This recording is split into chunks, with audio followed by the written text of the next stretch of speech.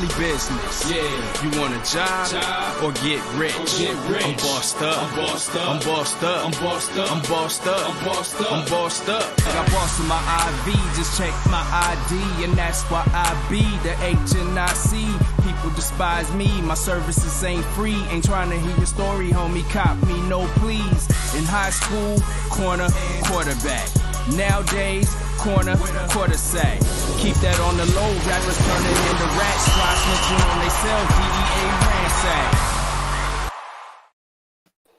What's good? The boys are in the building. It's a fucking football Friday. You know boys how are we back doing. in town. Yes. A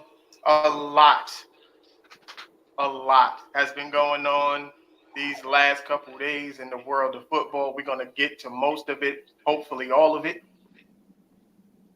But how you doing, Coach? How you doing before we get popping? Brother, we had a jam-packed football week. And I know the games were over the weekend, but football said, fuck that, okay? We coming at you Monday, Tuesday, Wednesday, Thursday, Friday, Saturday, and Sunday, bro, because the news that has transpired, bro, they said, fuck how you feeling, Moolies. We don't care, okay? Because all of this shit is happening, so your life don't matter, all right? Nope. That's what football told me this week. Right, and we're gonna try and get to all of it today. Shout out to everybody listening on Apple, Spotify, all the wherever you listen, wherever you enjoying Inside the Huddle. I told y'all, we told y'all. Let me do this real quick, Mel. Shout out to our new subscribers. I was talking to a few people the other day, some coworkers and some random folks that I met during delivery and whatnot, chopping it up about the podcast. So if you guys did just so happen to be tuned in right now, working on your way to work, whatever the case may be, we appreciate you for listening. Appreciate you for watching. Go ahead and drop a comment. We'll pop it up on the screen. Engage with us, man. We love the conversation. Yeah, and like I said, leave a comment. If you have questions, drop them. If we don't get to on this show, I'm always sifting through, trying to figure out what's the next thing to talk about. I'll get to it. Mulage will get to it. GQ will get to it. Troy will get to it. Somebody will get to your question, and we'll get to answering it. Let's fire it up right now. I want to start off with one thing, but now I'm gonna go to something else. I told you, me and my brother was getting into it before we went live on the air. Let's talk about Mr. Jameis Winston and the controversy that has surrounded this man about a decision that the team made as a whole. And when I say as a whole, that doesn't mean the coach was involved. I'm talking about the players themselves. Yep. Okay. We're talking about a play that didn't decide the outcome of the game in any way, shape, or form. It didn't change playoff seeding. It didn't do anything. All it did was, look, our guy sacrificed all season for the team. Now it's the team's time to sacrifice for him. That was what it was. Yep. And, you got the Shannon Sharps and the people, I would have fired Jameis right away. No, you wouldn't have. You would have lost that whole locker room. You try to get rid of Jameis Winston. There are 3 people really, on that New Orleans Saints team that the team as a whole, that everybody's going to ride for. Derek Carr, Jamal Williams, and Jameis Winston. Okay? Those 3 guys, they love Jamal Williams. I did a video about Jamal Williams. He's the most unselfish person in that locker room. That's why he did what he did. That's why the team decided to do what they wanted to do for him. Okay?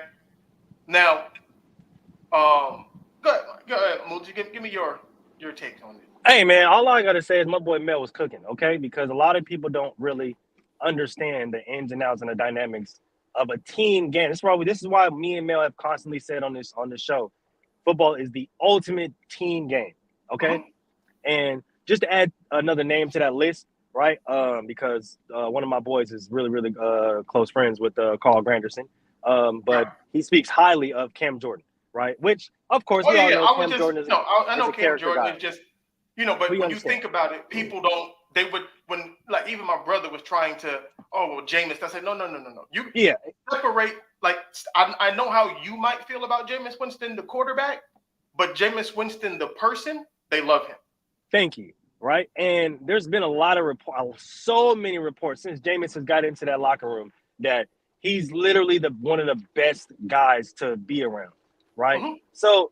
What I thought of, right, when I first seen this, right, and everybody was trying to make it a big deal of, oh, it was about their in victory formation. Bro, none of that matters at the end of the day. None of that matters.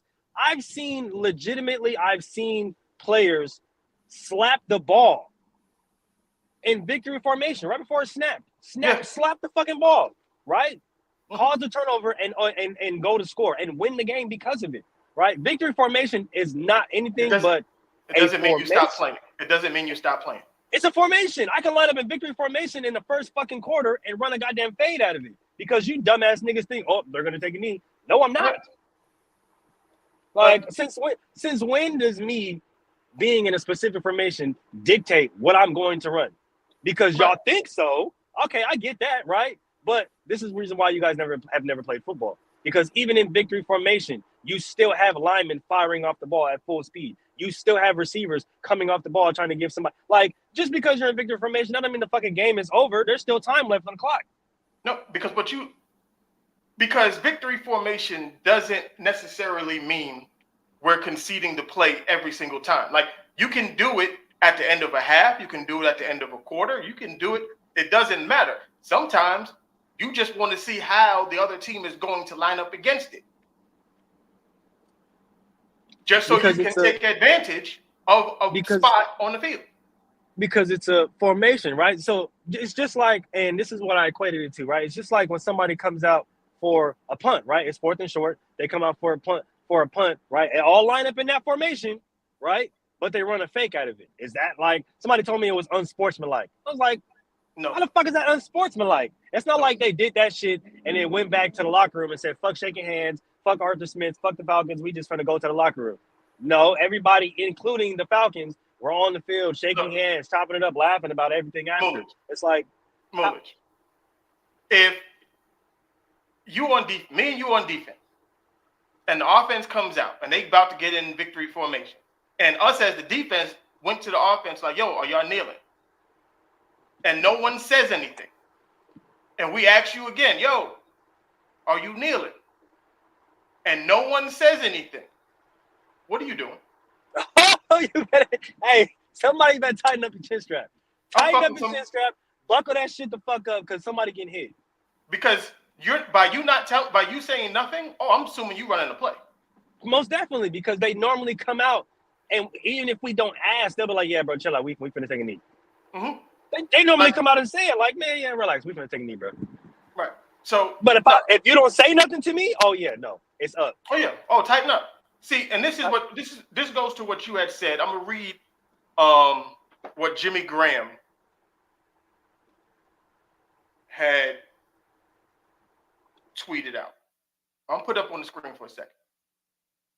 Said multiple players defended Jameis Winston and the decision to run a play out of the victory formation against the Atlanta Falcons. At least 5 current Saints and several former players defended Winston on social media after backing up the quarterback and handing the ball off to running back Jamal Williams to score a touchdown instead of taking a knee. Winston overruled Coach Dennis Allen's orders to take a knee and run out the clock. What eventually became a 48-17 win over yada yada yada. Then it gets to tight end. It gets to Jimmy Graham. Jimmy Graham wrote on Monday, "This man is the best teammate I have ever had. He loves this city, loves the game, embodies everything you can ask for in a leader." Okay. What he says was a rare situation, and we all take responsibility. Nobody thought it would get blown out of proportion like this. Because it's literally, and this is the thing that I think Stephen A. and even Shannon Sharp like glossed over or just continued to miss. It was a team decision. At the end of the day, it don't matter what the coach say. If the coach calls something and because this happens all the time. People want to act like this don't happen at all fucking points in the time in the fucking game. The coach may call a play, and guess what? The quarterback may see something different according to the defense that's shown and call a different play. Shout out to Telly, because I was going to get to that part. Come on now, Telly, talk to him. Like these two teams don't like each other at all. This is one of the biggest rivalries in the NFL. Like, so if I have a team that I don't like, I'm going to do all the fuck shit I can possibly think of. Sorry, that's just the way it goes, man. Mel, let me ask you a question, right? Mm-hmm. It's 3rd and short, right? And you guys are on the 30. Offense is on the 30 going in, right? Mm-hmm. You come out and you see the corner pressed with no safety over top. It's essentially cover 0, right? Oh. And you've been cooking this fool all motherfucking night. So they got the audacity to run cover 0 against you, but coach calls a draw. Are you not signaling? Are you not signaling to your quarterback like, hey, change that play. Whatever the fuck the signal is. This is the reason why that transpires. Even on defense, right? As a safety, the coach may call cover 1, he may call cover 2, he may call cover 3, whatever the case may be. If I go out there and the formation shows me something different, I'm changing the play. I'm changing the formation. The coverage, I'm changing everything for sure. We used to do it all the time. When I was playing corner, if I was playing corner and the receiver motioned away from me, I instantly called out Iceman. Iceman meant I was blitzing. Instant. That was an instant, and everybody knew it. And everybody knows it. Like if you playing corner and they take that receiver and he goes to the other half of the field, you are a free man now. Instantaneous. You're free. We all had a code. We all had a code name. So when we called it, that was letting everybody know I'm coming. I'm blitzing. Mm-hmm. Like, yeah, we had a cover 3 called, but I just changed that shit to I'm blitzing right now.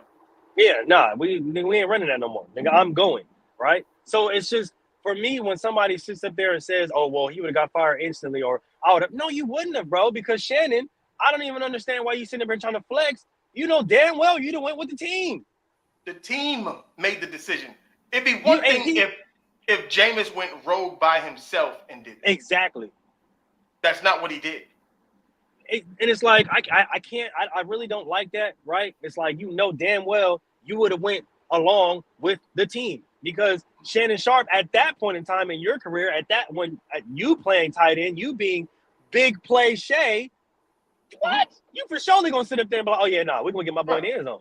We're gonna get my boy in the end zone for sure. So at the end of the day, people are dragging the fuck out of this, bro. Like, everybody knows. Like, first of all, I've been the biggest Jameis Winston fan literally since he entered the league, just based off the person that he is, right? Mm-hmm. But you can't sit up there and call for somebody's job like, oh, Dennis Allen deserves to be fired. He does deserve to be, I don't want to say fired, but definitely demoted so they can bring somebody in to help that offense flourish to what it's supposed to flourish. But he doesn't deserve to be fired because of that, or demoted because of that. No, there's plenty of reasons as to why you can demote or quote unquote fire Dennis Allen, but that right there is not one of them. That had nothing to do with it. And telling you right, because I had the same argument when I was talking to my brother about it. When Dan Marino faked the spike and threw a touchdown against the Jets. Come on now, talk about it.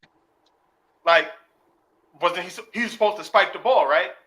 But he saw something in the defense and decided, oh nah, we can score right now. I don't need to clock this. Why should I clock this to kick the field goal to tie the game when I can throw a touchdown to win it? Now, Mel, let me ask you a question real quick. Isn't that one of Matt Stafford's most famous plays, most famous situations against the Cowboys, right? The fakes, Matthew Stafford's fake spike, right? Kill. He's literally yelling at his lineman, come on, kill. And then goes out there and throws a touchdown. Yep. It's like, come on, bro. Like, y'all got to stop with this, with all these narratives and these excuses and all this weird ass shit, bro. Like, at the end of the day, so let's do this. If Tyrann Mathieu scores during a pick, then what? Are we still having the same conversation? No, like, because it's funny that you say that, because there was a game, I don't know if it was last year or the year before last, where the Saints were going in to score, or I don't know, matter of fact, it might have been this year. And because I saw Derek Carr. I think Derek Carr is one who threw the interception.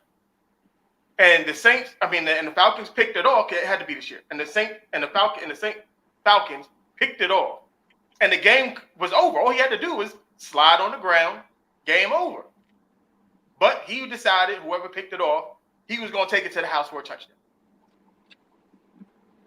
This is the same. Like, you don't have no feelings for the opposition when we're playing football. This is a gladiator sport. This is a gladiator sport. If there is still time on the clock, you score. Did anybody have a problem when who dropped 70? The Dolphins on Broncos? Yep.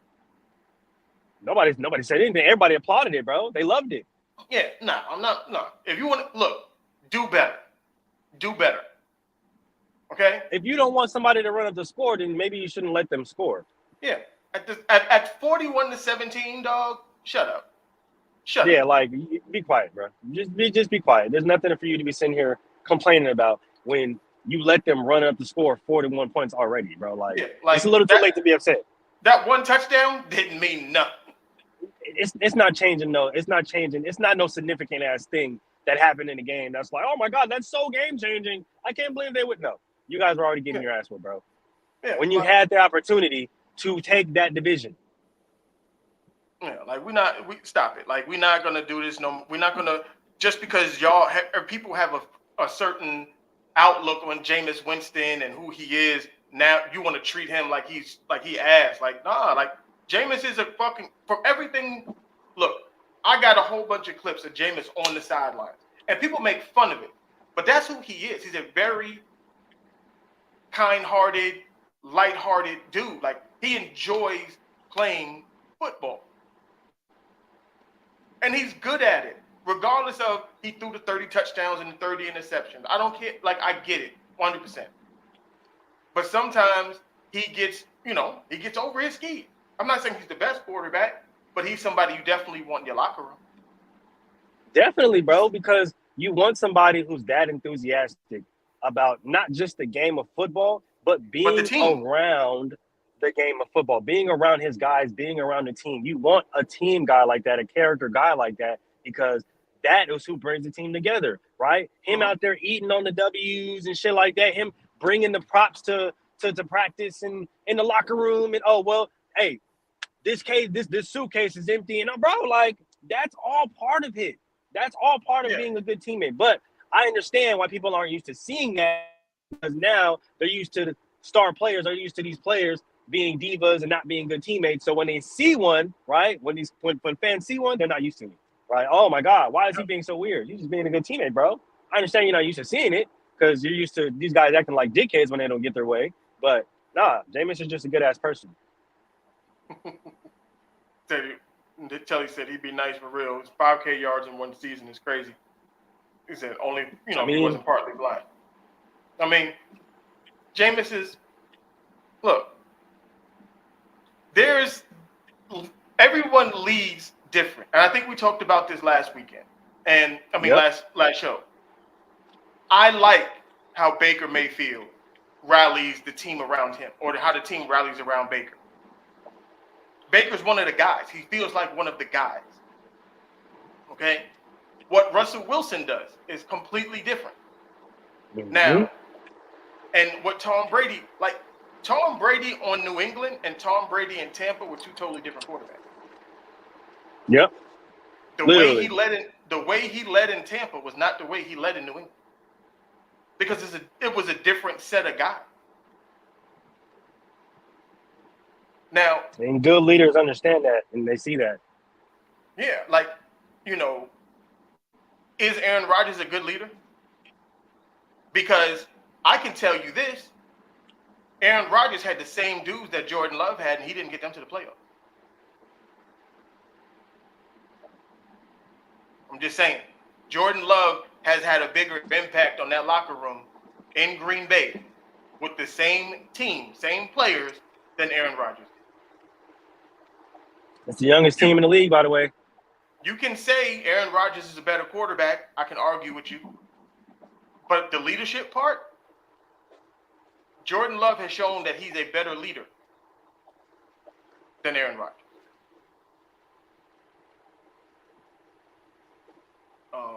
And not to say that Aaron Rodgers isn't a leader when he's on the field playing, because obviously he's a starting quarterback. People are going to look to him. That's not what we're saying. But when you had, like we said, there's different forms of leadership, right? Of course, Aaron Rodgers probably isn't a vocal leader. He's probably not a leader that's going to sit up there and give a speech to rally the troops. But he's a physical leader. He's an action-based leader, right? He's going to go out there and lead by action, right? Oh, Aaron is giving it all he got. Let's go ahead and match his energy. Okay, bet. Most people don't got a problem with that. And that's a different form of leading. But when you see a Jordan Love, when you see a Jameis Winston, when you see a Derek Carr, like, these guys are probably more vocal and action leaders, right? So they want you to be able to hear what they're saying and at the same time see how their play translates.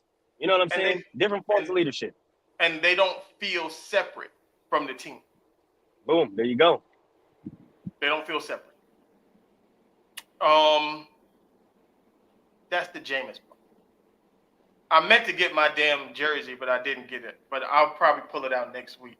My Michigan jersey is in the back. So I was running around. I thought my daughter took my charger. I couldn't charge my laptop. So then I found it, but then I had to come on the damn show, left my damn jersey in the back. But go blue. When I tell y'all we the best damn football show, period. When Mullins tells you we the best damn football show, period. When Michael B tells you this is the best damn football show. When GQ, my brother, when he comes back and says, yo, best goddamn football show. What we trying to tell you, this is a football show. It's not an NFL show. This is a football show. We can talk football on all levels. We can talk it pee-wee, middle school, high school, college, professional, semi-pro. I coach women's football. That's what we do. It's football. So when we broke down the national championship game, I mean, it happened pretty much the way that we said it was going to happen. It honestly did. Told you Michigan was going to run the ball. Literally. Compact and run the ball. Had the most rushing yards in college football championship history. Ran for 360 some odd yards. Had two 100-yard rushers. Told you that defense was built to handle Washington. We literally said that defense is literally built to handle any team in the country, and it's really not close. I'm sorry, and everybody. Oh, hold on, because everybody don't want to sit up here and talk about them damn DBs and they were holding in the red. Bro, shut up. I don't want to hear it. I don't want to hear it. I don't want to hear it because every single time y'all little favorite little running backs or receivers or y'all favorite offense can't create separation, it's all the DBs are holding and no, I'm not trying to hear that, bro. Watch the game again. Go back and watch it again. Did that stop? Okay. They had 2 or 3 wide open shots that Michael Penix missed. Wide receivers dropped passes. Like, it wasn't – there was a lot of things that happened. Washington was not built. They've never seen a defense that fast and that physical. 2 to 3? Bro, I ain't even going to lie to you, dog. I counted at least 6 in the third quarter alone. 6 misses by Michael Penix Jr. alone in the third quarter. Right.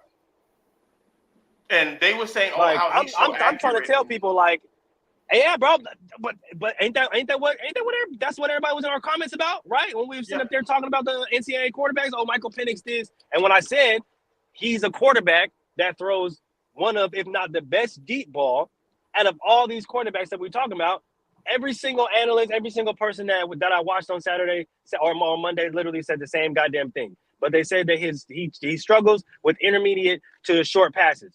What the fuck happened on goddamn Monday? Look, I tried to tell people. Michigan been busting Michael Penix's ass for 3 years. He used to play at Indiana. Michigan knows who Michael Penix is. Okay? He used to play at Indiana, for those who don't know. Yep, sure did. Okay? Like, he wasn't a unicorn to Michigan. They have more than enough tape on him. More than enough. He wasn't a unicorn really to anybody, bro. Like, a lot of people forget that there was a reason as to why he was at Indiana, because if he was looked at any higher at the time of coming out of high school, he probably would have went to a better school. But He wasn't one of these top guys, top quarterbacks in the league. He didn't start looking like that until literally this season, bro. Or I guess you could say last season. But Last season. really, everybody really started to talk about him last season. But prior to that, bro, nobody knew who this kid was. No. Nobody knew who this kid was, bro. He was just a decent quarterback at a small Big Ten school. Mm-hmm. Like, decent. And the cool part about it is he literally changed the way he played. Right. Because this is not how he played at Indiana. It's not. Not even remotely close. And Michigan knew that. And they knew exactly what to do. Because, like you said, man, they seen him. They already knew how he played at Indiana. They knew that when he would go to Washington, a more pass-based, spread out gun type offense. Oh, yeah, man, this thing go try to sit back there in the fucking pocket and try to pass. Yeah, no, that's not going to work either. Because he was actually more of a mobile quarterback at Indiana. Mm-hmm. Sure was. So Michigan literally, this is what Michigan literally dared him to run. Mm-hmm. They dropped their safeties back, told their corners, nah, nothing deep. Nothing gets back, nothing gets deep. We're gonna play coverage and we're gonna tackle in space. And if he decides to run it, we're gonna fuck his ass up. Yep. We're gonna come back and we're gonna come up and hit him. That's it. That's how we're gonna win this game. Those NFL wide receivers that Washington had, those are NFL wide receivers. I'm not gonna. Those are NFL wide receivers. For sure, not taking anything away from them boys. They were no shows, all of them. No shows. And because like I try to tell y'all, those are NFL DBs in that Michigan back four. Like all them dudes are playing on Sunday. Yeah. All them dudes are playing on Sunday, and they probably gonna go in there and take some spots. Not even gonna lie to you, because like I've been saying all season, that Michigan defense is serious. Their front seven is crazy, and their back five, however many they decide to put on the goddamn field at that point in time, is even more crazy. Mm-hmm. And for most people, they didn't like. I'm a Michigan fan. I'm a Michigan guy. I follow Michigan, so I've been waiting for this. Michigan should have been back-to-back national champions. They just shit the bed last year. You can say that, honestly, because I definitely had them in the national championship game last year. But Michigan has been building to this since 2000. I mean, since the last 8 years, they've been building. Yep. No, absolutely. Absolutely. Because they've been building the SEC team for 8 years. Because all the talk was that, the SEC is this. They're, front seven strong, yada, yada. They're bigger. They're faster than Big Ten. They're bigger, faster than the Pac-12. They're more. Only thing that the Big Ten had over most teams in the conferences, they knew how to run the ball. Yep. They just didn't have the athletes on the outside, which is weird for a team like Michigan because they normally have perimeter guys.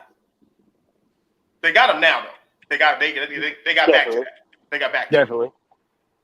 So for the past 8 years, Harbaugh has been building this team to basically combat Ohio State and SEC teams.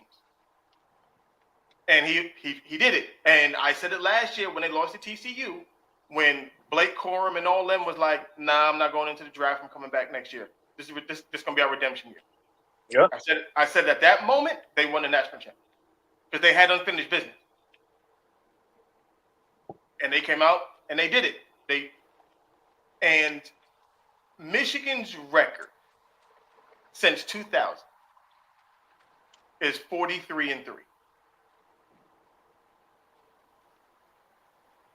I just want it wasn't if it was going to happen, it was just a matter of when it was going to happen. Honestly, yeah.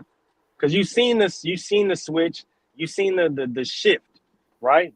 And especially in the Big Ten, like I seen it that year that Ohio State literally so close. I was like, yeah, no, Michigan by next year, Michigan got. I promise you, Michigan got your number because y'all can't just keep squeaking by. And in that first year when Michigan beat them, I called it. I said, bro, Michigan's gonna beat y'all. Main reason being, y'all not ready, bro. Y'all are not ready. You guys have really great receivers for sure, really great skill players, really great a solid running back, and a really good quarterback. But as far as that front seven, as far as that defense goes, no, they on your ass. They on your ass, and they ready for you. Right. Not too sure about that. I'm not too sure about that. I am. I don't think it's going to take to the middle of the season. I think if Brock Ewers does come back, I don't think he beats out Arch Manning for that job. Me personally. And the only reason why I say that, right? And I don't think he's more talented than Arch either. But the reason why I say that is because yours is a really, really solid. He's a really, really solid quarterback. Now, of course, like I said, he's not, to me, just natural talent, he's not better than Arch. But because Arch is so young, I'm pretty sure that Sarkisian is going to want him to grow and build more into that Texas program and really start to have, because the story was, right, why is Quinn Ewers starting? You got Arch Manning, put the young kid in there, let him play, blah, blah, blah, all that stuff like that, right? But Sarkisian was more like, I would have did that. Like, that was my plan. He didn't want to. They're like, yeah, no, he doesn't want to. He wants to be treated like everybody else. He's like, yeah, don't give me no fucking special treatment, bro. I don't want to sit up here and be thrown into the fucking starting lineup because of my name. Even at the interviews when they were at during the playoffs, he's sitting there telling people like, I don't understand why you guys are sitting there, why you guys are interviewing me, the starting quarterbacks over there, right? So he's already coming in like, yeah, I don't want no fucking special treatment, bro. Don't treat me. You feel me? Don't treat me. Yeah, you feel me? Some people just different, and I respect it because he's like, bro, don't treat me like I'm some fucking celebrity when I ain't did shit yet. Don't treat me like I'm some type of superstar when I ain't did shit yet. Just because of my name, I don't like that. And these are his words. He doesn't like that. You know what I'm saying? Right. No, I get it. He feel me? I'm just like, I respect that. I get it, right? And so, like, the way I'm seeing it is he wants to be looked at as a true football player other than Peyton Manning and Eli Manning's nephew, and like he wants to come in there and command the respect from his guys, and not just be like, oh well, yeah, this is Arch Manning, he's gonna be a new quarterback, because he's like, nah, let me come in here and earn my shit, bro. Don't just come in here and just throw me in this motherfucking shit. Let me come in here, let me earn my shit, let me earn the respect of my teammates, of my compadres, of my comrades, and then watch how these niggas rally around me and watch how good we are. But if you just gonna You feel me? If you're just gonna throw me in there and take out this guy, they're not gonna rally on me like that. I don't think it's gonna be a situation like that. I think him not redshirting this year meant that he was actually good enough to start. Oh no, definitely. And quite literally, definitely. And going into next season, given that the other quarterback, I forgot the black kid, I forgot his name. Oh, the freshman. Yeah, he left. He's gone. Yeah, he's gone. Arch is going to beat him out in camp. Like, he's going to beat Brock Ewers out in camp. Like, if I'm Brock Ewers, I go into the draft or hit the transfer portal. And see, if that's the case, right? If that's the case, if Sarkisian is coming in like, hey, look, I understand you wanted to come back, right? And I understand you wanted to, you know what I'm saying, I understand you want to, take all your guys and y'all want to try to go run it back. But this is the open competition, the open quarterback competition. Whoever wins. The best guy is going to win, right? I understand what you did for us last year, but if I feel like this guy gives us a better chance to win, then I'm going to go with him. Now, that's not saying that that's going to be the formula all motherfucking season, because we've seen quarterbacks, we've seen coaches, we've seen teams do that and start off the season with one guy and end up playing a completely other guy because either a guy A gets hurt or guy A is just not getting it done at that point in time, even though he had a great season. But in this particular game, in this particular situation, I need that guy. Like Alabama, like USC, like Georgia, like all of these teams who have these guys that sit up there and take them through all the season. But as soon as you get at this point in time in the season, hey, we appreciate you, big dog, but we don't know if you can get this part of it done, man. We're gonna have to bring in this guy. We know he can get it done. You feel me? So there's just a difference, right? Not saying that, hey, Quinn Ewers, you got a certain amount of time and then you gotta let the young bull take over. No, Sarkisian may use them periodically during the whole fucking season. He may use Quinn Ewers at some point in time. He may use Arch Manning at some point. Like, it doesn't really matter. But the point of the fact of the matter is It's like when you have two guys like that, right, that are two good leaders, that are two respected players in the locker room, and that are talented like that. Yeah, it's gonna come down to, hey, Arch might take this. I ain't even gonna lie to you. You feel me? We're gonna give him the opportunity to play, and if he just so happens to succeed, hey, you feel me? You got to chalk it up, man. You feel me? We're not saying we're not gonna use you, because there might be games where, hey, that experience, that expertise, that knowledge comes in where he lacks, but we running with Arch, man. You feel me? So can't be mad, right? Open competition. That's how it got to be. No, I'm trying to. All right. Yeah. Nah. I mean, we're gonna see. I think Arch gonna win that anyway. But back to Michigan. Um, I said it. We said it. That Michigan team is special, so special that Nick Saban decided he was gonna retire. He didn't want no parts of that shit. He said, I'm good. I'm not even gonna lie. That I damn near passed out when I seen that shit, bro. I was like, bro, what in the name? Nicholas Saban? What you're doing what now? And what the fuck happened? And where the fuck was I? And who told you this was okay? Because why? I'll tell you why. There's a storm coming. There's a storm. Oh, that's true. The NIL has leveled out I say leveled out the playing field, but what it did was teams who have or schools, I would say, that have a very big advantage when it comes to certain things are going to win. Michigan became Michigan the second they became a Jordan Brand school. Yeah, that's true. Honestly, you can say it, bro. You can keep it a band. Shit, that the NIL, that shit even shit the fuck out, because a lot of schools before were literally only getting recruits based off name. Alabama you did it more. Alabama was winning the recruiting war because it was Alabama, and that was it. A coach like Deion Sanders is changing the landscape. Michigan changed the landscape when they became a Jordan Brand school. And it doesn't work for all schools.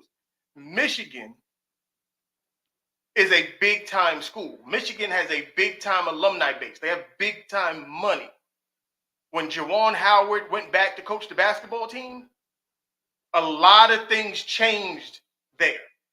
When Harbaugh came to coach the football team, these are Michigan guys. And then you bring Jordan Brand on top of that, it got ignorant very quick. I tried to tell y'all, like, look, don't listen to these kids when they tell you they hungry and, all this, not. These kids get money. They've been getting money. And when you sit back and you watch or listen to them, when all the Jordans that you think that you want, they get it for free. They get exclusives for free. Okay? Like stuff that you will not see on the shelf, they got it.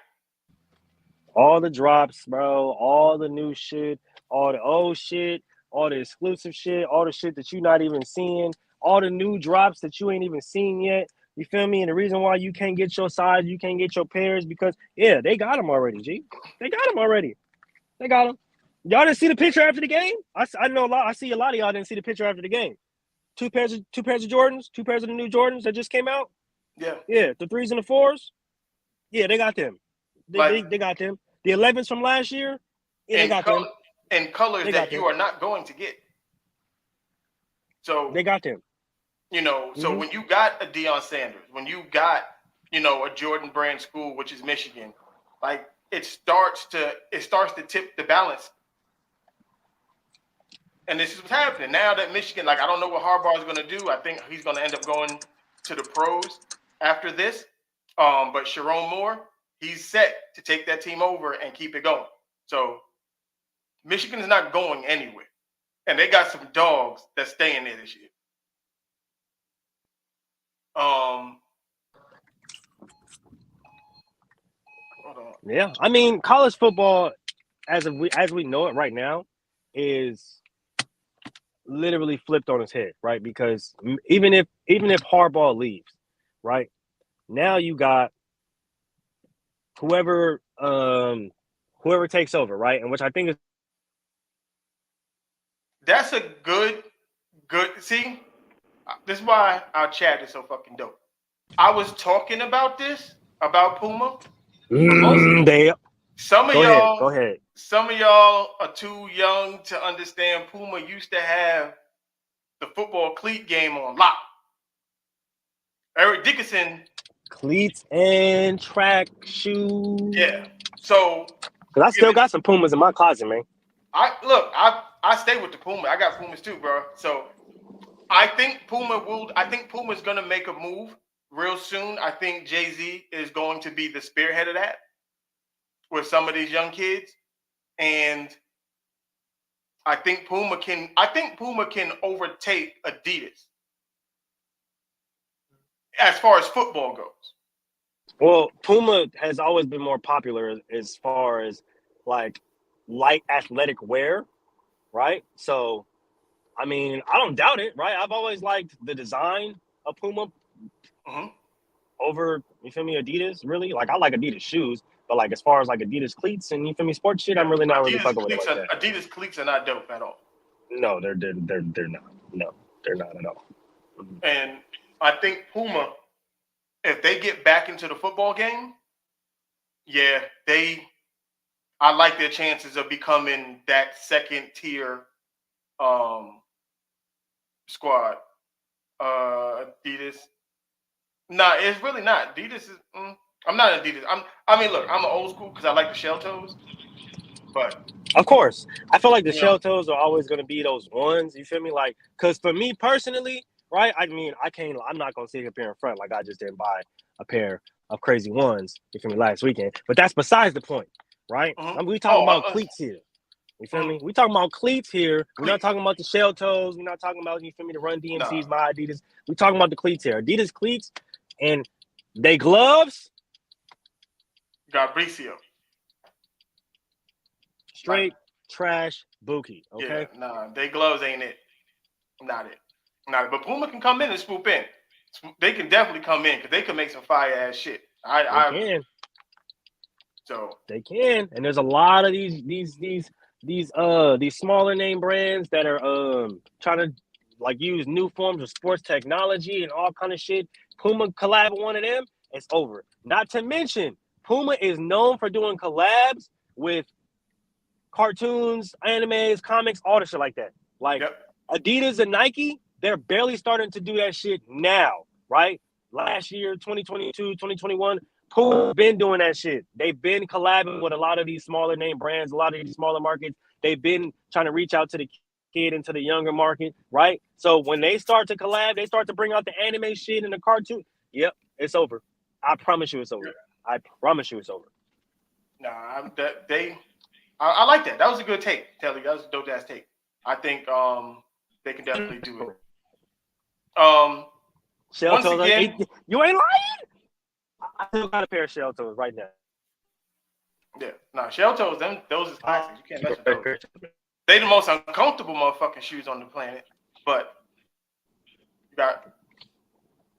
you can rock those. They look good.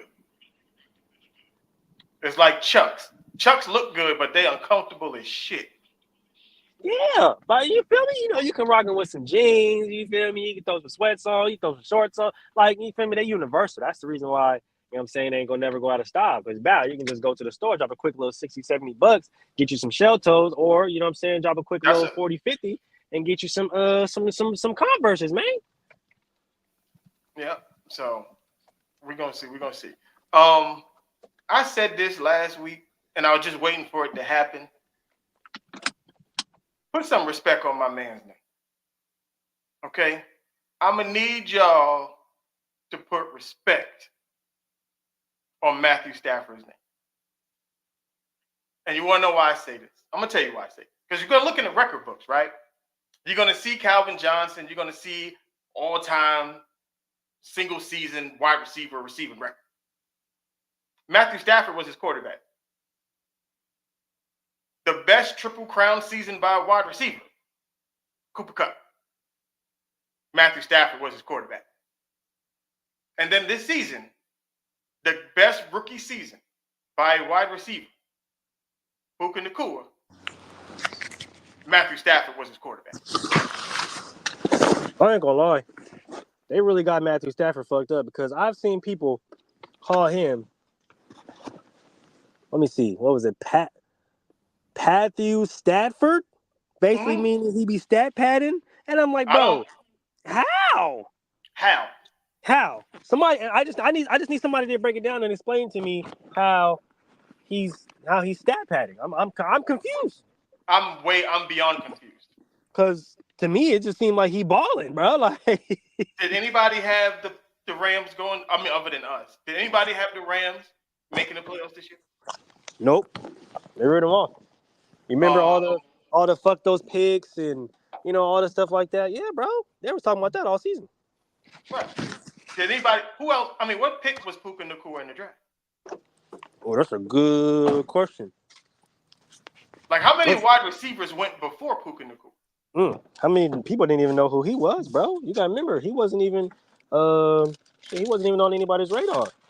Nope. So clearly, Sean McVay knows what he's doing. Clearly, Matthew Stafford knows to get that man the ball. I think so. I would say so at least, right? Like, I don't know how a quarterback can stat pad. That's ridiculous. That makes absolutely zero sense. Yeah, that was the most asinine thing I've ever fucking heard in my life. Like, a quarterback's job is to get stats. It's quite literally their job to get the most stats. Yeah, like, because the most that they possibly can. I'm gonna say 8 out of 10 times, if your quarterback has the most stats, you win the game. And your team would probably more times than none be successful. Right. I mean, there's other factors that go into it. Defense and all that other bullshit. Tom Brady will tell you that because he threw for 500 yards and 4 touchdowns and lost the fucking Super Bowl. Literally. So, I mean. But he wasn't stat padding when he did that. He was trying to win the game. So, I want to be able to, put that on there. I was going to start talking about my boy Baker, but I'll get to Baker. I have been fighting for Baker Mayfield all week long. But I'm trying to figure out what we fighting for. Did Baker not make the playoffs when everybody rid him off? When we get to the picks, I'm gonna get to Baker Mayfield. Okay, for sure. I just had to ask because everybody's trying to sit up here and make it seem like the Bucks are weak or trash or Baker's like ass or something when he beat all odds even after everybody rid him off and took the Bucks to the playoffs when everybody said that they were done for after Tom Brady. But it is. We'll get to that. Let's get to this coaching carousel. Who? That has all right, Telly. Don't get yelled. Don't get fired for us, man. Put it on your. All right, Telly, man. Appreciate you. Put your Apple Music in. You can listen. Put your Apple Music in. Listen to us. Put your headphones in. Rock out. Yeah. This all these coaches that have gotten fired or decided not to come back, or is a mutual parting of the ways. Bill Belichick. Give me your take on some of these. Oh, I knew some of them were, obviously coming, right? Mike Vrabel actually kind of surprised me. I'm not going to lie to you. But after that AJ Brown trade, I kind of seen that turmoil or that that demise coming soon. Because he was really, really not happy about that trade. He really did not want to trade AJ Brown. Especially considering that the picks that they got AJ Brown for aren't really panning out right now. So he was definitely upset about that. But the Pete Carroll one definitely surprised me. I didn't expect that one. That one blew me too because I didn't see that. I didn't think Pete Carroll needed to step down or be fired, whatever happened. I thought Pete did a dope job these last 2 seasons with what he had. Literally. It's not like where you can say, well, Pete's lost his step or the team isn't. Colin Cowherd, I don't like Colin. I mean, I'm gonna get to Colin too. I don't really know anybody who does like Colin Cowherd. I'm not gonna lie to you. he just says a lot of Right. oh Yeah. my gosh. He says a lot of stupid stuff, and it's just like, Um. did you listen to what you just said, Colin? Because I don't think you really heard yourself. See, I'm gonna get to some of the stuff that he said as well.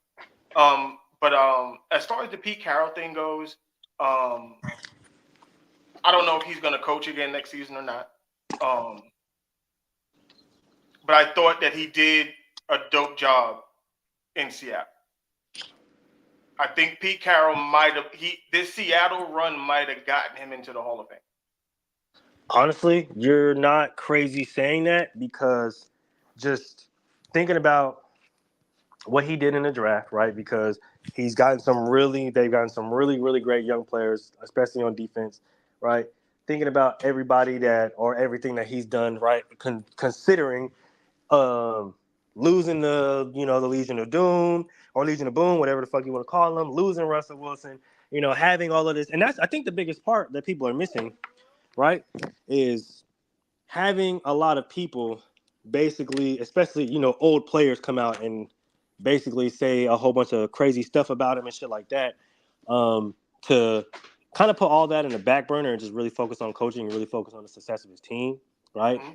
It just shows the character that he's had, bro, and it shows why, even though some players don't necessarily rock with him in that sense, it shows why other players have his back Right. because he's super team, he's super family oriented, right? He definitely leans on his stars, so you can understand why he would give Russell Wilson that kind of treatment. But I mean, hey, bro, shit, despite everything, bro, he's done a great job. So you can't really Yeah. say that he deserves to be fired off this or off that when I mean, everything that he's done and endured, he's succeeded despite that.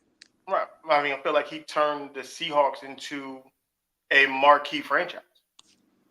I mean, honestly, he turned the Seahawks into, and that's the thing. For me, the biggest thing is he turned the Seahawks into a team that people not only want to play for, or a team that people not only want to play for, a team that people not only want to play for, but a coach that people want to play for. Because Mm-hmm. a lot of people, when you look at it, when you talk to them, they'll sit up there and they'll tell you, "Shit, yeah, I want to play for fucking Pete Carroll. I want to play for Pete Carroll," because just the type of person that he is and the type of energy that he brings. And just to end it off here, because I know a lot of people were talking about how young, or how his college energy, right? Because he runs up and down the sideline, he's hooping and hollering, and he's doing all this stuff like that. A lot of people are trying to say, oh well, that's getting old for the league, and it's just like, bro, like that's always No, who Pete Carroll has been, bro. Like he's he never ain't been never the been type of nothing different. stoic. He's never been a type of stoic coach that's going to sit up there and have that kind of serious ass face. He's going to be excited for his guys and happy for his guys. He's going to be running up and down the sideline. Like, this is the same dude who's 70 plus years old and was out there throwing no lookers at the Seahawks practice, bro. Like, Right. He's a come big on, ass dog. kid. It's All right. literally, and I love that. I ain't even gonna lie to you. I love that for him. Shit. I like hands-on coaches. And hands-on can be handled totally different. And because Bill Parcells is a hands-on coach, Brian Billick was a hands-on coach. Those guys are totally different than Pete Carroll, who is a hands-on coach. You know what I'm saying? So all of these things, they affect the team totally different. And there you go. So it shocked me. I didn't want to see Pete Carroll leave. I'm not ready for Pete Carroll to leave. But we'll see what happens, where he goes from here. The second one that really shook my shit was Bill Belichick no longer in New England. That one, I mean, now that one, I'm not gonna lie to you. That one kind of surprised me a little bit, but not too much in a sense because we kind of seen it coming. They were kind of like, I guess, foreshadowing it all season. Main reason being is because a lot of people felt like Bill lost a step, whatever the case may be. But it's just something needed to change in that organization. So for that one specifically, I kind of was like, it sucks to see it happen, but I kind of seen that was going to be it. Like we was on the way there. But he now changes everything. that I thought was going to happen with the coaching carousel. He changed everything because now word is the two spots that are the most likely for him, the Philadelphia Eagles, which would be ignorant. Crazy. And the one that surprised me the most was Washington. Yep. But you want to know why that doesn't surprise me, bro? Do you want to know why that doesn't surprise me? And we talked about it a little bit on the basketball show, but one Robert Myers has entered the chat when it came to the Washington Redskins, right? And what did I say when they went to get Magic Johnson? You remember what I said, Mel? They give the boys about 3 to 5 years and they're gonna win they're gonna win the championship. Now, not only did they go get Magic Johnson, they went out and got Bob Myers, right? Yep. Somebody who's known for constructing championship teams, right? And I get it, he didn't draft the most of the Warriors, right? He was mainly just there as a consultant. But that's the thing, he was there as a consultant. It's the same thing that the Washington Commanders brought him on for. He's there to consult and literally build a championship team. Now, this is where it gets kind of funky for me. Does Eric Bieniemy stay on as the OC when you bring in Bill Belichick? I feel like if you're Bill and you're that group, you have to, because that's so fucking disgusting. That'd be so disgusting. I mean, and then what do you do at quarterback? Shit, if they shit, Does I mean, Russell they're in a prime spot to draft one. I mean, true. I mean, yeah, because because now think about it, they got the second pick in the draft. Exactly. And the Bears already said that they're keeping Justin Fields. Yep, they said that they plan on keeping Jay Fields, and the way Caleb Williams is talking right now, bro, he's like, y'all are not drafting me, bro. I don't care. Chicago's not drafting me. I am not the Caleb Williams fan. That is not. I am not him. Sorry. But if you're going to tell me that Washington can keep Eric Bieniemy as their OC, make him the assistant head coach, Bill Belichick is going to come in as the head coach and de facto defensive coordinator. Instantaneously. Jack, I'm sorry, you got to go. And then you bring in Caleb Williams as your quarterback? That's disgusting. Gets fucking disgusting. That's disgusting as fuck, bro, because you haven't even talked about the receivers on the outside. Like I don't know if y'all listened. He didn't even say shit about the receivers or the running back. He said the defense and a quarterback, and it literally changes the whole dynamic of that football team because they have tight ends, they have receivers, they have a pretty solid O-line. You could probably fix it up a little bit more if you want, but they got a pretty solid O-line.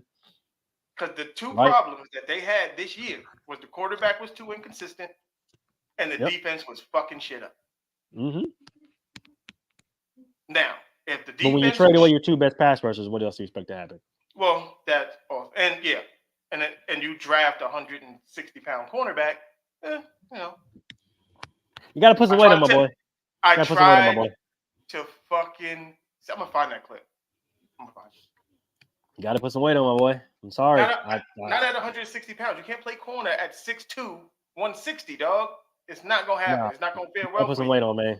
Because I'm 6'1", and they said I was 160 in high school. Okay? But I didn't stay 160 in high school. My coach made me get up to 175, 180. He's like, I need you to eat. You feel me? So playing weight was 175, 180. Me was just walking around 165. I'll take that. But during the season, nah. No, we're not doing that. I can't be playing safety at 165, man. I'm sorry, that's not gonna happen. So now, if you get Belichick goes to the NFC East, Eberflus is staying in Chicago. I guess everything that we said before, Harbaugh to the Chargers, is going to happen. Probably. At this point, it seems like the most. And then this is where the Chargers get ignorant. Mike Williams and Keenan Allen both said they want to come back. Yep. So I know they're gonna probably have to restructure their contracts or whatever. But if you get guys that are saying that they want to come back with a new coach, they'll make it happen. Yep. The Chargers are gonna sign Derrick Henry. Now see, as a Raider fan, understand why that makes me upset.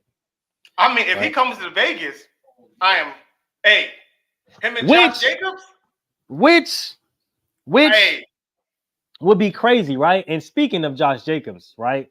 There are reports and saying that if Antonio Pierce remains the head coach, then he would strongly consider coming back, right? he ain't going nowhere. You feel me? So AP being the head coach, he would strongly consider coming back.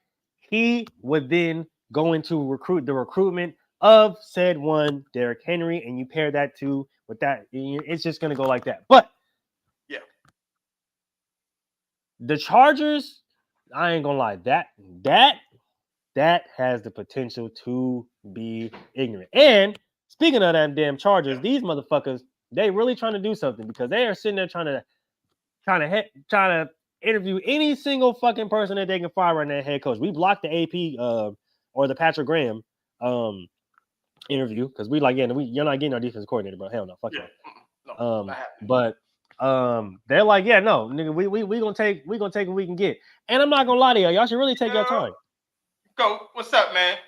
Hey, I know this not basketball, but I appreciate you coming through. You feel me? And I know you a Niner fan, you feel me? So don't worry, I got some smoke for y'all with these. We gonna get no smoke for the Niners. At least not from me, anyway. Well, well, he doesn't know, but I know a lot of people who've been part of this show for a while. Y'all know me and y'all know my bias towards the Niners. Yeah. It's unapologetic. I do not care. He feels about the 49ers the way I feel about the Cowboys. There you go.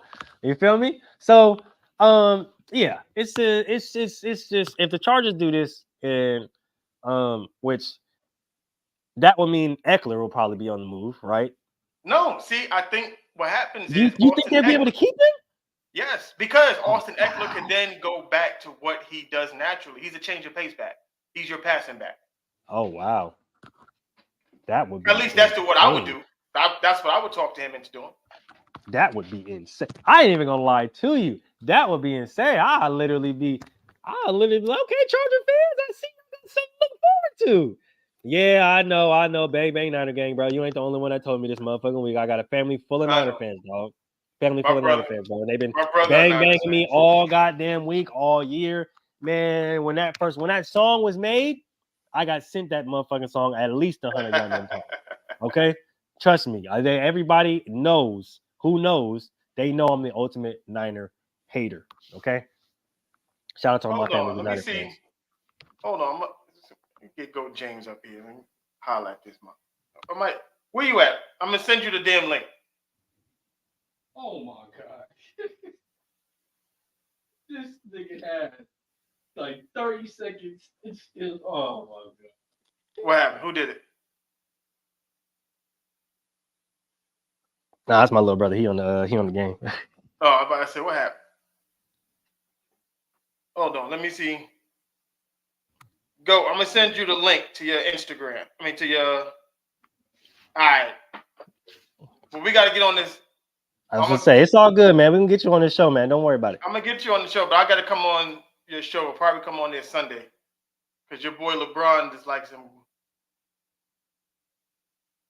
What happened? Hey man, bet man. We appreciate y'all. Appreciate you coming by, brother. But yeah, no, the Chargers, like I said, if they can, I'm curious to see where Derrick Henry's going to go. Put it like this. I mean, he can go to Washington with Bill. Hey, that would be. It really. I'm not even gonna lie to you, bro. Wherever Derrick Henry goes, and I know a lot of people how they feel about running backs, right? Wherever Derrick Henry goes, bro, he literally has the potential to change that whole team's dynamic, bro. Like, and with the current state of a lot of teams in the NFL, with the current state of how a lot of teams are going right now, right? It seems like a lot of teams are just. Who would you want to honestly? See? Well, I would want to say. Well, first of all, I want to see him go come to the Raiders. Like that's a given. Well, that's automatic. Outside of the Ravens. Outside of the Ravens, or outside of the Raiders, I would say. Don't say Ravens because that shit I'm not make gonna my definitely not sick. gonna say Ravens because they just got That Dalvin Cook. So I don't need nobody else. that'll be sick. Honestly, give me the Bills, man. Give me the Bills. And the reason why I say the Bills is because I don't think they will commit to giving him the ball enough. And that the reason why I say that's the reason why I say it, bro. Because at some point in time, y'all have to understand Josh Allen is not your running back. He's not. He's a quarterback. Because you got Dalvin Cook's brother who's really good, and they don't give him Really the ball good. Had a great season this year. And still didn't get half the carries that he needed to get because they wanted to give Josh Allen the goddamn ball. Bro, that's the reason, and that's the reason why I said it, bro. Because at the end of the damn day, by the way, Washington's coach is Alabama's new head coach, but we'll talk about that a little later. What's his Sarkisian? What's his name? Doher, something like that. Oh, I'm thinking. Oh, okay. But it's like at some point in time, bro, y'all gotta really sit up here and think about it. Like, we gonna get our quarterback killed out here doing this shit, bro. Like, we probably gotta do something. I'm not saying that they're not telling him to slide, but hey, at some point in time, bro, he might, dog shit. I might have to get somebody in there that damn near commands the ball. You feel me? Like, hey, don't give it to this big motherfucker right here. Give it to this big motherfucker right here because that's his position and he can take it. This big motherfucker, y'all gonna get him hurt. That's what y'all gonna do. Y'all gonna get him hurt. And then when he get hurt, y'all gonna be mad. Where else he could go? But I'm thinking it's got to be a contending team. I mean, shit. He fuck around, his ass end up in Kansas City. I'll be so fucking upset. I'm not even gonna fucking lie to you because why? Why? There's no need. But honestly, I like the pick that you said, bro. I like Washington, right? You got Brian Robinson, you got Antonio Gibson, right? But I see two backs, right, that are still relatively young and have problems staying healthy. I think Derrick Henry comes in and steps in and takes that solid spot. You got Brian Robinson, you got Antonio Gibson. If you want to come up off one of those guys, sure. This is what I would do. What you just said. I like Antonio Gibson more than I like Brian Robinson. Honestly, I like that. I'm on the same boat. And if I had to pick the two, I would trade Brian Robinson. Everybody seems to love Brian Robinson. I would use that to my advantage, and I would trade him, get whatever I can get for him. I would bring in Derrick Henry because with Antonio Gibson, like he used to play wide receiver. You see him when he's out running routes and stuff. He's a effective dude out of the backfield. True. And you can use him like that and then still have him run the ball because he's a dope. He can run the ball. He can run shout the ball too. And you pair that with Derrick Henry. I like it. Me. And you still got Curtis Samuel who can run the ball as well. And I'm not gonna lie. I think them, and I'm not trying to say that this is the reason why he got drafted or anything like that because he's a really good player. But I think a lot of people hold him getting shot on like a higher weight or a higher level, right? And I think that's why a lot of people flock or gravitate toward him and want to see him succeed. And I definitely want to see him succeed as well. I'm not saying that, but what I'm saying is I know a lot of people are attached to that name because of his story, right? And I get it. It's a really great story. It's an amazing story, and I'm glad to see him alive and thriving and playing the game that he loves and be able to make a lot of money doing it. But as far as something that's going to turn the dynamic of that team, somebody who's probably more experienced, who's more sturdy, who has more miles under his belt, but at the same time is just that veteran back or that veteran presence that you want in that locker room, especially with a team like Washington. And you don't have to feed Derrick Henry 20, 30. Like you're not going to be able to load the box up. You're not. I mean, you can't, bro. It's a matchup nightmare. And if you want to, good luck trying to defend on the outside. Like, good luck with that. It's a matchup nightmare, bro. You literally won't be able to do it. Who else? Let's get to my man Colin Cowherd and his goofiness. The Patriots signed Gerard Mayo as their head coach, which I love. I said this before. I think we're in a stage now. If I don't think we should retread head coaches. I think there's too many talented, guys who were never head coaches that you should give the shot to. Yep. Gerard Mayo being one of them, and everybody's up in arms talking about, oh well, he's just like Bill Belichick because he played in the system, and he's never played for another team, and yada yada yada. So it's just basically going to be the same old, same old. No, it's not. Just because he played there and he played for Bill doesn't mean he's going to necessarily do all of the things that Bill did. He's going to take the good stuff that Bill did, and he's going to take some of his own stuff that he's learned through his coaching time, and he's going to implement some of those things. And he knows the players, so he has he has a different outlook on what that team is and what that team can be. Okay?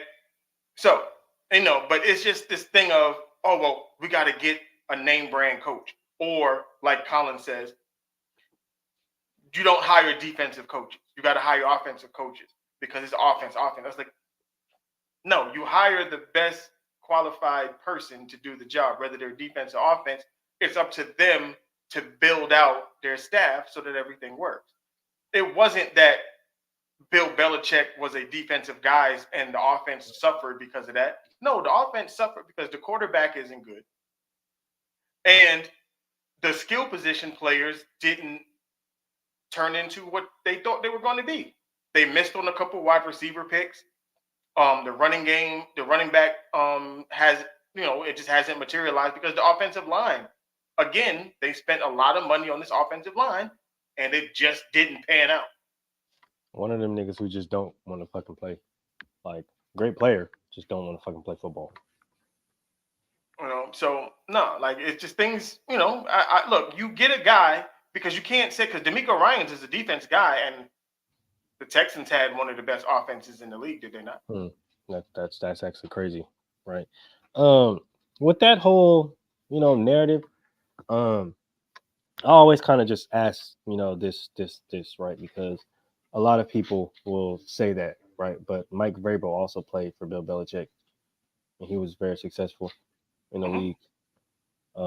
So it's just having people think, oh, that's all he played for. It's like, bro, like at the end of the day, he played the game though. So he knows on a deeper level what his players need, what they don't need, what the organization needs. And he's been sitting on the outside watching for a while, right? Not on the inside, outside looking in, right? So he knows exactly what's going on. And it's like, okay, well, I know we need this. I know we need that. Our defense the defense is fine. Everybody wants to talk about, oh, well, all he's going to do is focus on the defense. Bro, the defense is fine. Put like this. Didn't the offense for the Raiders look completely different when Antonio Pierce took over? Sure did. Isn't Antonio Pierce a defensive guy? Sure is. Okay. You want to know what's crazy, bro? Because as much flack as we gave Matt Eberflus this season, right? He's a defensive guy, right? Mm-hmm. So when he started to call the defense, the team started to play a little better, right? But he also gave Justin a solid offensive game plan, right? Gave him the 200 game plan, right? Mm-hmm. 2 touchdowns, no interceptions, no sacks. Okay, so that's a defensive guy giving their young quarterback an offensive structure to follow, and he looked more successful doing it after coming back from injury, right? I would believe that did happen, sir. Oh, okay, for sure. Just wanted to make sure. I mean, because Sean Payton's an offensive guy, right? Mm-hmm. Absolutely. What was everybody bitching about this year with the Denver Broncos? I could have swore it was the defense. No, I mean, if you had a brain, you know it was defense, but they kept bitching about the offense. They kept bitching about the offense, right? Because Russell Wilson lost a step and he wasn't throwing the ball downfield enough. But to my knowledge, from what the games I watch, and I've seen a lot of that. Offense, running game was a lot better than last year, right? I mean, with the offensive. I put us because a dude tried to tell me that they don't let Russell Wilson throw the ball downfield, and then I just show 8 clips of Russell Wilson throwing the ball downfield, and then everybody gets upset. And like, oh, so you find a couple videos. I said I could find more. You said that they didn't. I'm just showing you that that's a lie. It's false. But the Broncos had an offensive mind last year, head coach, right?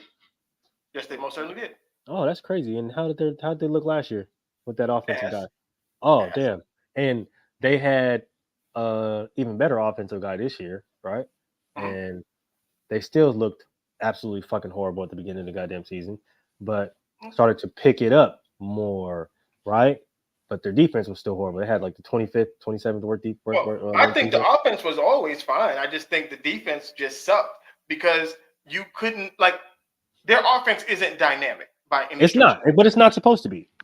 And because the knock on the Broncos last year was, all Russell Wilson and the Broncos offense had to do was average 17 points, and they would have won like 11 games or something. Well, they did that this year, but you know what the problem was? Defense couldn't stop a fucking nosebleed. The defense was giving up almost 30 points a game. Mm-hmm. Like they literally couldn't stop a teardrop. No, like I don't know. There aren't too many offenses that can survive a defense giving up an average of 30 points a game. If anybody's seen one, let me know. Let me know. That's a dope ass offense. That offense can overcome the world. I tell you that. But I like the fact that Gerard Mayo's getting the nod, and like I said, it's another black black head coach that is getting put in a position that we don't normally see them in. Yep, I like it. I'm completely 100% here for it. I'm hoping Gerard Mayo, I'm not even hoping. I'm knowing Gerard Mayo is going to be successful. And do great things, because I know a lot of people are trying to sit up here and say that following Bill Belichick is hard, and yeah, that may be true, but him doing it in his own way and molding that team into what he looks like, right? Everybody try to write off D'Amico Ryan with the Texans. Look what happened. So, like we don't know what's gonna happen until it happens. Until it happens, I got faith that that he's gonna do a good job. No one's asking him to go out and win a Super Bowl next year. That's not the expectation, right? I know for some delusional fans that may be the expectation, but for us real logical football fans, that's not the expectation. We just talked about Eberflus. He's going to stay in Chicago. The Justin Fields thing is intriguing. It seems like Atlanta is catching steam on where he might go. But if I'm Atlanta, if I'm the Bears, you're not getting Justin Fields without a king's ransom. Absolutely not. If I'm letting Justin Fields go, unfortunately, Atlanta fans, Kyle Pitts or Bijan Robinson have to be in that fucking deal. Come on down. Yeah, come on down. They got to. I'm not giving you Justin Fields, and I'm not getting one of those two guys in return. Mm-hmm. I like Drake London. This is not a knock against Drake London or anything like that. I just believe I can go get me a wide receiver in the draft. I can't get a tight end like Kyle Pitts. Like that. And I can't get a running back like Bijan Robinson. So the only way you getting Justin Fields for me, one of them two niggas is going to be in that trade. So absolutely. I'm going to give you the option. I'm like, you can give me Kyle, you can give me Bijan, but I'm taking one of those off your hand. Now, I will say that I am kind of upset that the Bears are trending to keep Justin, mainly because I was referring to Justin as Raiders' future quarterback, Justin Fields. Mm-hmm. So I'm happy that people are starting to see that he's playing a lot better, right? They're starting to see his improvement, but I'm not gonna lie to you. I'm definitely hoping that we can persuade them with that 6th. The Raiders, if they don't get Justin Fields, Jaden Daniels will be a Raider. Oh yeah, and that's the thing. I'm not upset. If Justin Fields can't come to the Raiders, which I'm saying, that's fine. But just know that Jaden Daniels is for surely coming, because he's been around AP for so long. He's been in that Raider locker room. Yeah, he's going to be a Raider. He's going to be a Raider. It's going to happen. Just bet on it. Believe it. I'm going to be happy with either one of those. Okay. Here we go. We're gonna get to these games. We're gonna get to these picks. I already told everybody I'm gonna shock the world with these. I already told everybody. Some people think I'm crazy, but what I'm going to tell you. We got wild card weekend.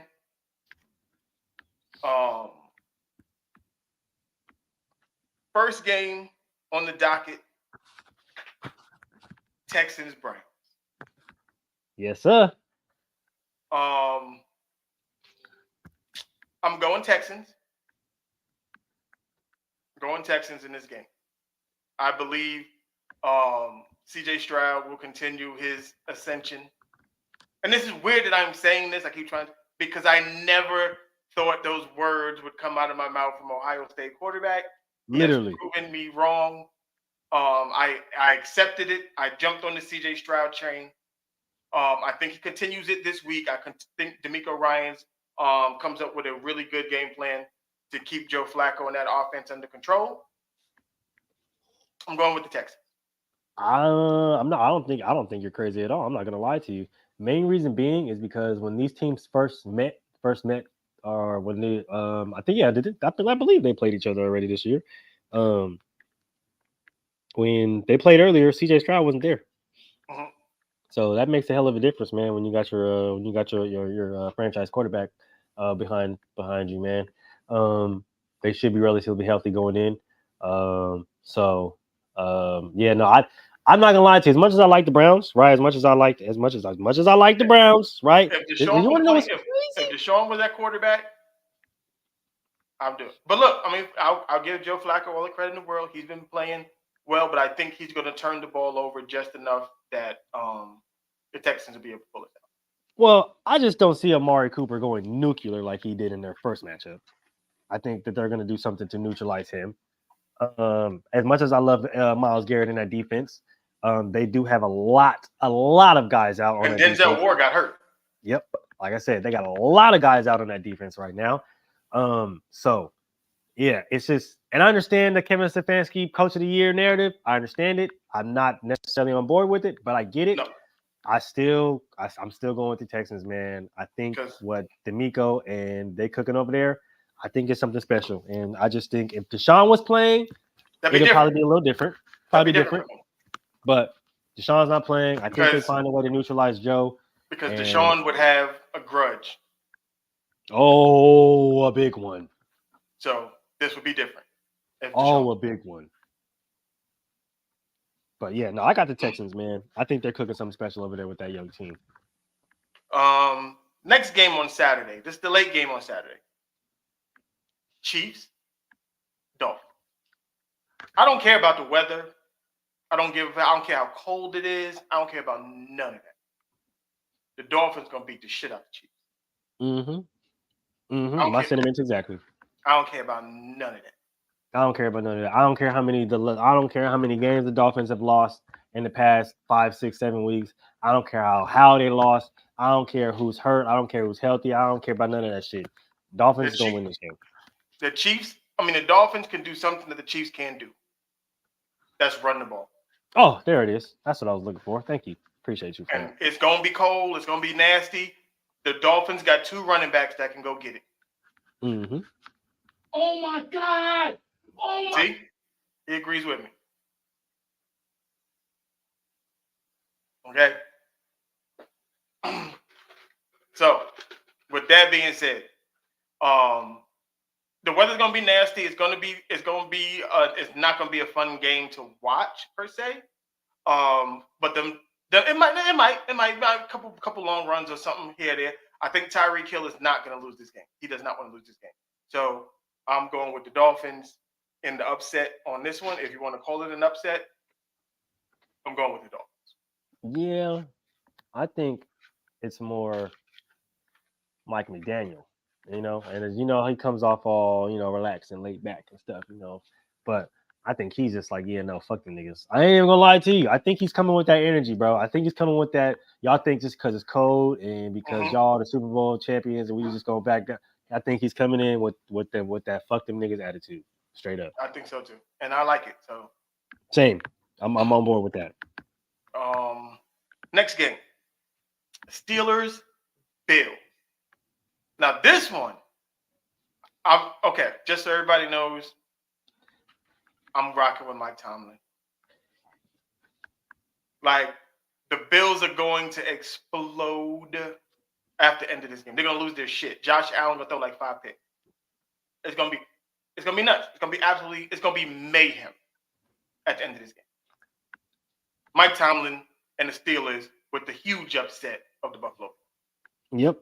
I've been saying it all week because everybody's been having, Josh Allen, they've been on a run. And yeah, but I don't care. I'm not even gonna lie to you. That run ends first round of the fucking play. He said 5 picks, right? I think he's gonna throw like a solid 3.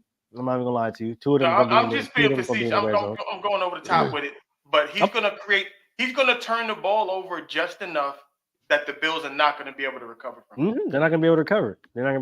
And I'm gonna throw some extra sauce on this real quick. So when they lose, Stephon Diggs is going to leave the Bills, right? He's going to leave the Bills, and just because I'm a homer like I am and such an asshole, he's going to go back to Maryland and play for the Washington Commanders.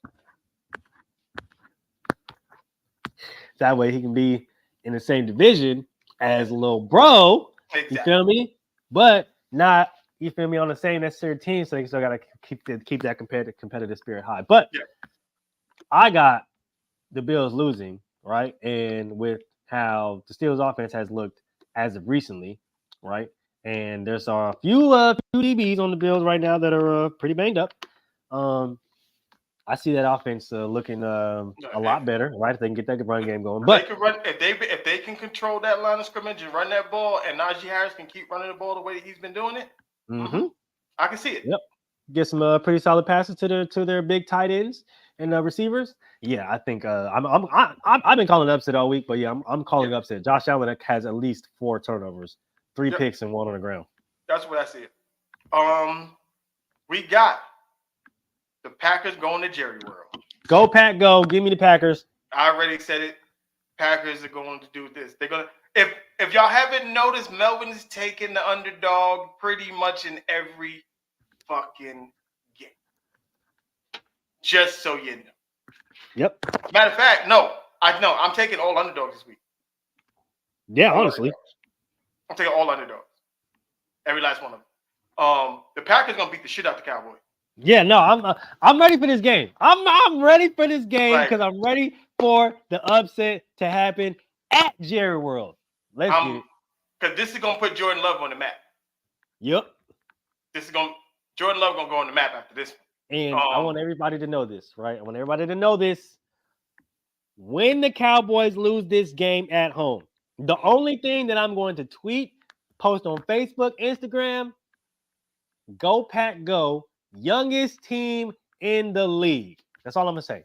That's all I'm gonna say. Because there's no excuse. Okay. No, they're gonna do it. They're gonna do it. This is the only game I had a real. I was swinging back and forth on. I still am. I'm not even gonna lie to you. This is the Rams and the Lions. Yep. Because this game to me, even though most people won't see it the way they won't. I think it's very even. It's actually scary, even, honestly. I can see the Lions winning this game, but I also see Jared Goff completely imploding and shitting the bed in this game. You see? And it's crazy because I feel like this is the game, right? Like, the narratives behind this game. It's crazy. Jared, crazy. Jared going back to McVay. You got freaking Stafford playing against Detroit again. It's like, oh my God, the narrative for this game is crazy. Now, me personally, I want to see a motherfucking shootout. I'm not even gonna lie to you, bro. I think that's what we're gonna get. A 36-38, a 42-38 game. One of them niggas come out on top throwing the last touchdown. I don't know what the over-under is, but I'm going to say both these teams are going to score at least 28 points. I need it. I need it to go back and forth. Give me Patrick Mahomes, Jared Goff, what was that? 2017, 2016, what fucking year was that? 2018, one of them years. Give me Jared Goff, Patrick Mahomes times 2, but this time give me Goff and Stafford, and I need these motherfuckers to duel it the fuck out. I'm gonna stick with my heart. I'm gonna go with the Rams. I think Stafford gonna put a show on. But just so the hometown Lions can look like, man, that used to be our guy. So you know what? Like I said, I've been juggling this all day. And I didn't realize Kyron Williams, he missed like 4 games and finished second in the league in rushing. That is fucking ignorant. Bro. Like I've been saying since bro's a dog. Okay? Literally, bro is a dog. All right. I've been saying, I said, hey, Ben need to come off with fucking Cam Akers and go with the young kid because he's a fucking animal, bro, when he runs that goddamn ball. But like I said, dog, I've been struggling against this all fucking week, bro. All week. I'm not gonna lie to you. And I think, honestly, I'm gonna go with the Lions. And here's why. Dan Campbell has made a fan out of me, bro. No, I love Dan Campbell. Look, this is nothing against the Lions. I love their receivers. I love their running backs. Don't love the quarterback. But I like the defense. I like the culture that they're building there. I just think they are still a little ahead of schedule. Yeah, I think so too. I want to see Dan succeed, man. I just want to see Dan succeed, bro. Right. Like I don't even really care about anybody else, right? Except Amon-Ra St. Brown. You feel me? Yeah, I'm just gonna stand on my principles. When I said it, I said the team that most NFC teams did not want to see make the playoffs was the Rams. Yep, and I feel that, and that's crazy because I've been saying this. I said if the Rams beat the Lions, they're gonna beat the Niners. Because they just rolling. Possibility. Because at that point they are fucking rolling, and I ain't even gonna lie to you. Seeing an Aaron Donald and a Cooper Kupp and a Puka Nacua in the playoffs, I don't know, man. Like I don't think it's gonna be no walk in the park like they think it is. No, it's not. They're gonna be a tough. I told her it's gonna be tough to get these motherfuckers out the playoffs. It's gonna be tough. Toughest out. They are the toughest out. And then the last game, Monday night, which is crazy, by the way. Which is amazing. It's a fucking amazing. I've been going back. I told you I've been going back and forth. I've been defending my guy Baker all week, fighting with people, telling everybody, look, Baker don't play that shit. Okay, Baker don't lose in the first round of the playoffs. Okay. Honestly, I feel that. The Eagles are spiraling out of control. It doesn't look right. Doesn't look well. I don't know what Jalen Hurts is going to do. He dislocated a finger on his throwing hand and all. Ain't thrown all week. Hey, the Baconeers, yeah, the Baconator is coming. Hey, I'm not even gonna lie to you. I haven't been struggling with this one. I'm not. I didn't struggle with this one at all. I've been talking to a lot of people about this one, and a lot of people think that, like you, I'm kind of crazy, but yeah, no, I've been saying it, bro. Like it's unless the Eagles grab they nuts, because that's the only thing that's wrong, right? The Eagle defense will have to play out of their fucking mind. That's the only thing that's wrong, bro. Y'all gotta grab your nuts and play football at this point. Like no offense has done at all the fucking games I've lost, and these niggas have lost literally the last fucking 4 or 5. All them games I watched, none of them fucking offenses did shit. Them niggas just look like they just tired of playing football at this point. I'm not gonna lie to you. It just looks like they burnt the fuck out. They tired of playing football. If you let the Cardinals score 8? You let the Giants beat the dog shit out of y'all like that. Yeah, Mike Evans and Chris Godwin and them. Yeah, it's gonna be a long day. So all I gotta say is, if y'all don't grab y'all nuts and play fucking football, because that's the only problem. Like I said, that's the only problem. Y'all got injuries. Injuries happen. You feel me? Ain't shit changed about the game plan. Ain't shit changed about what these motherfuckers is doing on offense and on defense. Y'all gotta grab y'all nuts and play football. If y'all don't grab y'all nuts and play fucking football, you're gonna get your ass beat. Yep. It's going to be ugly. It's going to be 2019, 2020, 2021, whatever the fuck that year was when Jalen Hurts and the Eagles went out there and got their ass whipped by the Bucs that year in the first round. It's going to be like that if y'all don't grab y'all nuts and play some damn football. Yeah. But I got the Buccaneers anyway because I don't think they're going to be able to do it. I think the Eagles are in shambles right now.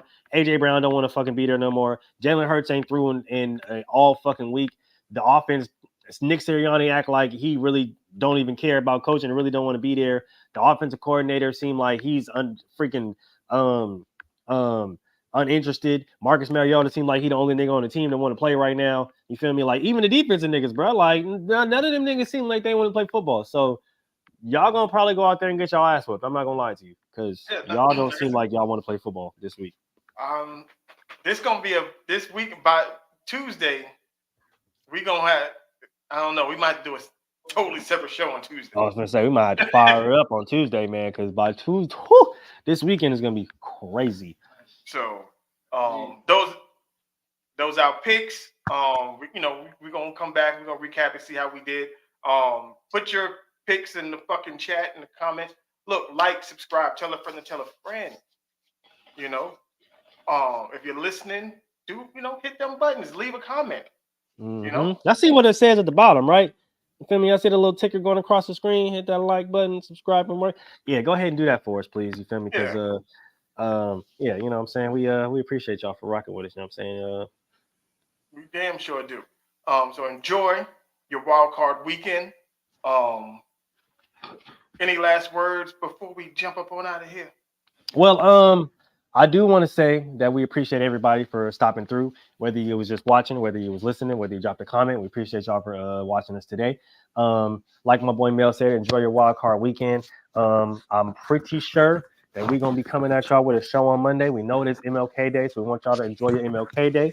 You feel me? If you're working, which I will, I'll be working.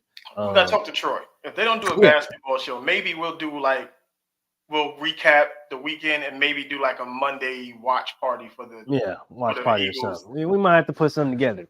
But we might go ahead and get that popping for y'all. So appreciate y'all for again appreciate y'all for sliding through. Be on the lookout for that as well. We got some merch coming through. I know that we had a pretty solid following or a pretty solid turnout in the Gentleman's Talk room last night. We had the CEO pop up in that zone and you know what I'm saying, make the turn the stove up a little bit. So keep hopping in with us, man. Keep subscribing, keep liking, keep sharing, and we'll keep bringing y'all this greatness, man. You know what I'm saying? We at 644, 645, and we still climbing. You feel me? So come rock with us, man. Y'all know we love y'all. You feel me? We love y'all. Feel me? Love for this. Like I said, best goddamn football show. I mean, I say the football show, but from the sidelines as a whole, the basketball.